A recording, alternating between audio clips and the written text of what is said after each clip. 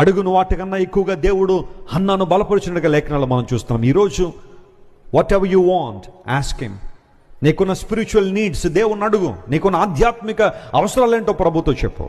అయ్యా, నీ కొరకు బలంగా పని చేయాలనుకుంటున్నాను, ఎఫెక్టివ్గా నీ కొరకు జీవించాలని ఆశపడుతున్నాను, ప్రేమలో ఎదగాలని ఆశపడుతున్నాను, పరిశుద్ధతలో ఎదగాలని ఆశపడుతున్నాను, సాక్షి జీవితంలో ఎదగాలని ఆశపడుతున్నాను, పరిచర్య చేయడంలో ఎదగాలని ఆశపడుతున్నాను, నేను నా కుటుంబం నిత్యము ఆశీర్వాద కారకులుగా ఉండాలని ఆశపడుతున్నాను ప్రభువా, మా అవసరాలు తీర్చండి అని నీకున్న ఆధ్యాత్మిక అవసరాలు ఏంటో ప్రభుతో చెప్పు.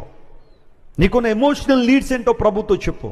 ప్రతి చిన్నదానికి కృంగిపోవడం, భయపడడం, భవిష్యత్ అంటే అపరిమితంగా భయాన్ని కలిగి కొన్నిసార్లు దేవుని ఆరాధించలేని పరిస్థితిలో ఆ ఎమోషనల్ ఇంబ్యాలెన్స్ నీలో ఉందా? అడుగు ప్రభువా, నా మానసిక స్థితిలో నాకు ధైర్యాన్ని దయచే ప్రభు అని ప్రార్థన చేయి.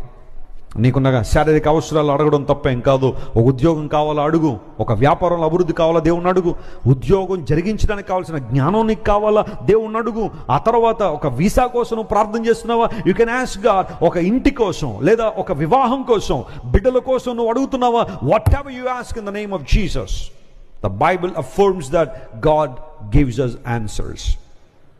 దేవుని నామం పేరట, యేసయ్య నామం పేరట మనం అడిగిన ప్రతి అవసరాన్ని దేవుడు ఏం చేస్తాడట? తీరుస్తాడు.